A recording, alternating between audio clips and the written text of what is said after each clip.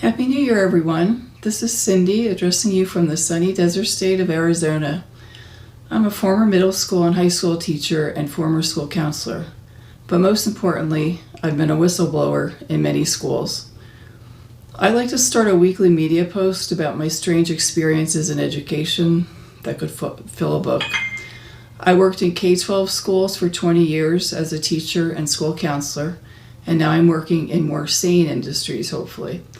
My intent is to share many of the experiences I've had over the years, and I hope they may shed light on why our K12 system is broken. My employment in the last and possibly worst district I've ever worked in ended in April of 2022. A few months ago, there was an article written in the Daily Caller about some of my experiences there. Perhaps some of you have read it. And maybe it would be a good idea to make this first media post about some things that most parents and citizens don't know are happening in schools, and I'll go into more detail in future media posts. Since the pandemic, the public has started learning many disturbing things about schools after witnessing them during Zoom classes and being thrown out of school board meetings for objecting to COVID policies.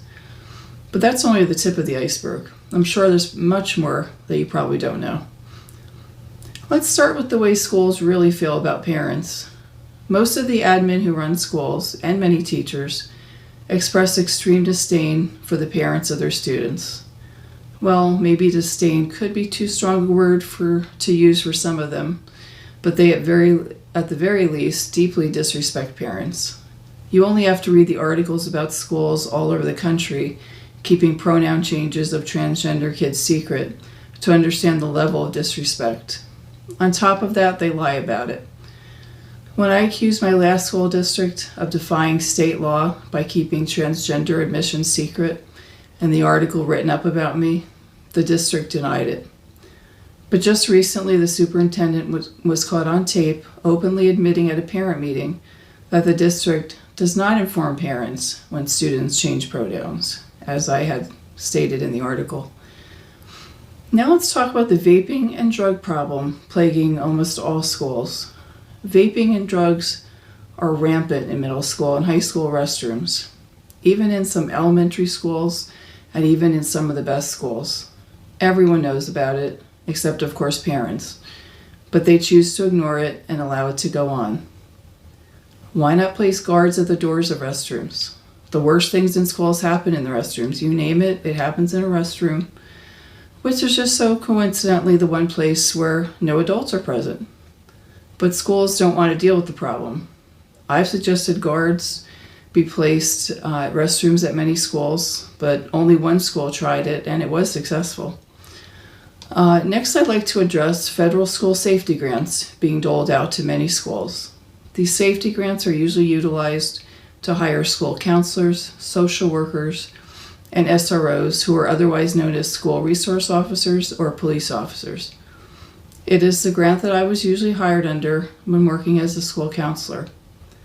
I'm not really sure why so many schools apply for these grants because in my experience, most administrators usually don't want to admit there are any suicidal or mentally ill kids at their schools.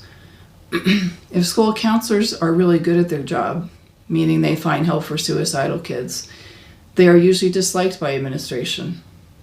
And while we're on the subject of school counselors, in Arizona and many states, school counselors, social workers, and school psychologists are merely required to be certified by the Department of Ed, and they're not licensed by a state mental health licensing board, like many people might believe. And by the way, school psychologists are not supposed to even counsel students. They're trained to test students for various conditions.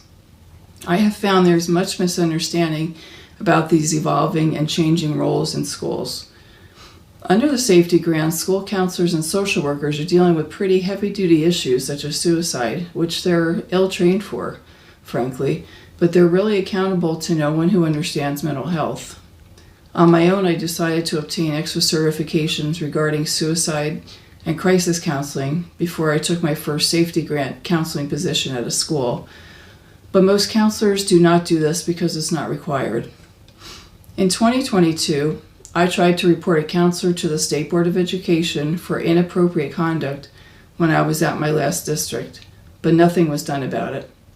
However, I have no doubt that a state licensing board would have definitely done something.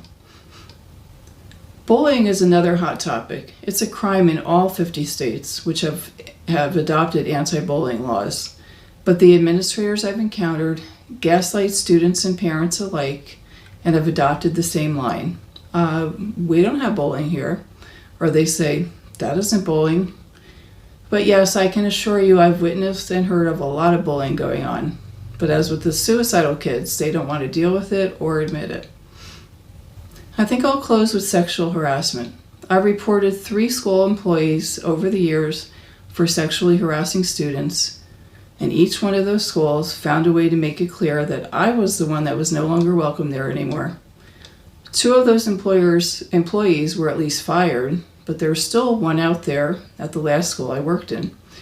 He even admitted to the harassment, but they let him stay without consequences and instead pushed me, the whistleblower, out. I know a lot of this is just unbelievable. I have a lot more stories. Parents, please keep your eyes and ears open in your kids' schools. There's a lot going on that you should know about. Till next time, Happy New Year again, and I hope you'll keep joining me as I reveal more about my experiences in K12 schools. Thanks for listening.